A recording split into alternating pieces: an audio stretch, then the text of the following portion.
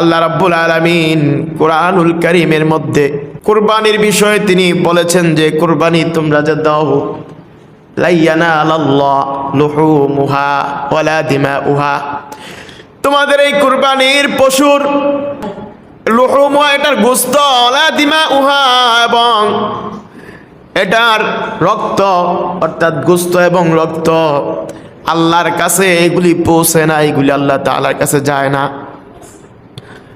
কুরবানির একটা মাত্র বিষয় আল্লাহ তাআলার কাছে পৌঁছায়। আল্লাহ তাআলা বলেন যে ওয়ালাকিয়ানালুহুত তাকওয়া মিনকুম, শুধুমাত্র তোমাদের অন্তরের যে তাকওয়া, এই তাকওয়া শুধু আল্লাহ তাআলার কাছে পৌঁছায়। সুতরাং আমরা জেনে গেলাম যে আমাদের কুরবানির গোশত এবং কি রক্ত, এই যে পশুটা আল্লাহ তাআলা চায় না, আল্লাহ তাআলা চায় আমাদের অন্তরে কি রয়েছে, বলেন ঠিক কিনা? আমাদের অন্তরের তাকওয়া। আমরা কার জন্য এই কুরবানি দিচ্ছি, কার জন্য একটা গরু জবাই করতেছি, কার জন্য ছাগলকে আমরা মেরে ফেলতেছি, জবাই দিয়ে দিচ্ছি, এটা আল্লাহ দেখতে চায়, এটা আল্লাহর জন্য নাকি মানুষকে দেখানোর জন্য? যদি কোনো ব্যক্তি মানুষকে দেখানোর জন্য কুরবানি দেয় তাহলে তার কুরবানি হবে না। আল্লাহ তাআলা তো বলেছে তোমাদের এই রক্ত আমি চাই না, তোমাদের এই গোশত আমি চাই না, আমি শুধু চাই তাকওয়া। আমার জন্য যেন হয়, একনিষ্ঠভাবে খালেসভাবে যেন এটা আমার জন্য হয়, আমি শুধু এটাই চাই তোমাদের কাছ থেকে। আল্লাহ কি আমাদের থেকে গোশত চায়? হ্যাঁ, গোশত খায় কেন? এগুলা আমরাই তো খাই। হ্যাঁ, আপনারা খান না তো? কথা বলতে সমস্যা কি? খাননি আপনারা? আপনারাই খান। আল্লাহ চায় কি যে বান্দা তুই এটা আমার জন্য দে। ইব্রাহিম আলাইহিস সালাম বলেছেন যে আমার নামাজ, আমার কুরবানি, আমার জীবন, আমার মরণ, এই সব হচ্ছে একমাত্র আল্লাহ তাআলার জন্য। কার জন্য? আল্লাহর জন্য। আমরা কার জন্য নামাজ পড়ি? নাকি কোনো শ্বশুরকে দেখানোর জন্য? আমাদের কুরবানিও হতে হবে এই জন্যই, আল্লাহর জন্য। অনেকে কুরবানি করে থাকে যে আমি যদি কুরবানি না করি সমাজের মানুষ কি বলবে, সমাজের মানুষকে দেখানোর জন্য যদি আপনার কুরবানি হয় তাহলে আপনি বড়ই অন্যায়কারী। আপনি আল্লাহর জমিনে আল্লাহর একটা প্রাণীকে আপনি মানুষকে দেখানোর জন্য হত্যা করেছেন, আপনি জবাব দিতে হবে আল্লাহ তাআলার কাছে। মানুষকে দেখানোর জন্য আপনি গরু জবাই করেছেন, মানুষকে দেখানোর জন্য আপনি ছাগল জবাই করেছেন, এটা আল্লাহর সৃষ্টি, জবাব দিতে হবে কি জন্য আপনি মানুষকে দেখানোর জন্য আল্লাহর সৃষ্টিকে এইভাবে হত্যা করলেন। আল্লাহ তো এটা চায় না, আল্লাহ চায় যে আল্লাহর জন্য যেন এই কুরবানিটা হয়। তাহলে আপনি খাইয়াও সওয়াব পাইবেন, শান্তি পাইবেন, এবং কি আপনার মনের মাঝেও প্রশান্তি আল্লাহ তাআলা দিয়ে দিবে। অনেকে যে আমার মেয়েটাকে এখন বিয়ে দিয়েছি, মেয়ের শ্বশুর বাড়ির তারা কি বলবে, এই জন্য আমি একটু কুরবানি দিতেই হবে, এগুলি। এই জন্য আপনারা এইগুলি মন থেকে দূর করে দেন।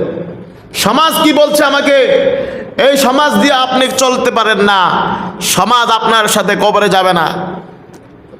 আপনার শ্বশুর আপনাকে কি বলছে তা দিয়ে আপনার কোনো আসে যায় না। আপনার চিন্তা করতে হবে প্রথমেই আল্লাহ কি চায়, আল্লাহ কি চায়, আমার জন্য প্রয়োজন কোনটা সেটা চিন্তা করে তাকওয়া আপনার খালেস নিয়ত করে নেন, নিয়তটা ঠিক করে নেন। ইন্নামাল আমালু বিন্নিয়াত, সমস্ত কাজের ফলাফলটা, সমস্ত কাজ আল্লাহ তাআলা গ্রহণ করে তার নিয়তের উপরে, তার নিয়তের উপরে কাজের ফলাফল আল্লাহ তাআলা কাজেরই সওয়াব দেয়। কাজটাকে গ্রহণ করে নেয় যে এটা এই জন্য করা হয়েছে কাজটা। যদি আপনি মানুষকে দেখানোর জন্য এই কাজগুলো করেন, নামাজ, তারপরে এই কুরবানি, তারপরে দান সদকা, এগুলি সব কিছু, আলেম হওয়াটাও, কোরআন পড়াটাও যদি মানুষকে দেখানোর জন্য হয় তাহলে আপনাকে উল্টা করে জাহান্নামের মধ্যে ফেলে দেওয়া হবে। হাদিসে খুব কড়াভাবে এই বিষয়ে বলা হয়েছে, উল্টাইয়া জাহান্নামে নিক্ষেপ করা হবে। আলেমরা আলেম হয় সেটা আল্লাহর জন্য হতে হয়, কষ্ট করে লেখাপড়া করা হয় সেটা আল্লাহর জন্য করতে হয়। মানুষকে দেখানোর জন্য যে আমাকে মানুষ এটা বলবে ওইটা বলবে এই জন্য যদি হয় তাহলে এই আলেমটা সবার আগে জাহান্নামে চলে যাবে। আপনি দান সদকা করলেন, কুরবানি দিলেন, নামাজ পড়লেন, এই সেই বড় বড় ভালো কাজ সবগুলি যদি আল্লাহর জন্য না হইয়া আপনি অন্য একটা নিয়ত যদি হয়, তাহলে আপনাকেও আপনার এই কাজের কারণে, এই ভালো একটা কাজের কারণে আপনাকে উল্টে নিয়ে জাহান্নামে ফালাই দিবে। কত ডেঞ্জারাস বিষয়! তো খেয়াল করছেন, চিন্তা করছেন? এগুলা চিন্তা করবেন। আপনার আমার নামাজ, আপনার আমার কুরবানি, এগুলি সব আপনার আমার মৃত্যু, জীবন সব আল্লাহর জন্য। এগুলি সব আমাদের বলতে কিছু নাই, আমার বলতে কিছু নাই। সম্পদ কার? এগুলি দেওয়া আল্লাহর সম্পদ। এগুলি আল্লাহর একমাত্র, আর আল্লাহর নামেই সব কিছু পরিচালনা করতে হবে। সর্বপ্রথম আমাদের সব কিছুর মধ্যে টার্গেট থাকতে হবে আল্লাহর সন্তুষ্টি। তো মুহতারাম হাজিরিন, কুরবানি কাদের উপরে ফরজ? কুরবানি ফরজ হচ্ছে তাদের উপরে যাদের ওই কুরবানির যেই দিনে জিলহজ মাসের 10, 11, 12 তারিখে, জিলহজ মাসের 10, 11, 12, এই যে 10, 11, 12 এই 3টা দিন হচ্ছে কুরবানির দিন, কুরবানি করার দিন। আপনি 10 তারিখে কুরবানি করবেন উত্তম, সুযোগ থাকলে, নাইলে 11 তারিখে কুরবানি করবেন, না হয় 12 তারিখেও কুরবানি করতে পারেন। এই 3 দিন হচ্ছে কুরবানির ঈদ, কুরবানি করার সময়।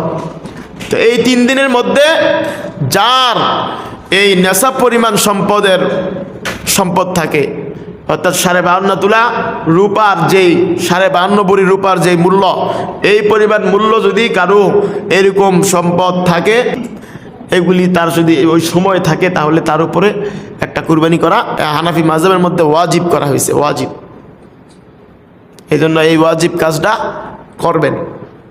আর করতে হবে আগে নিয়ত সহি করে করতে হবে যে আল্লাহর জন্যই, যেহেতু এটা আমার উপরে দায়িত্ব।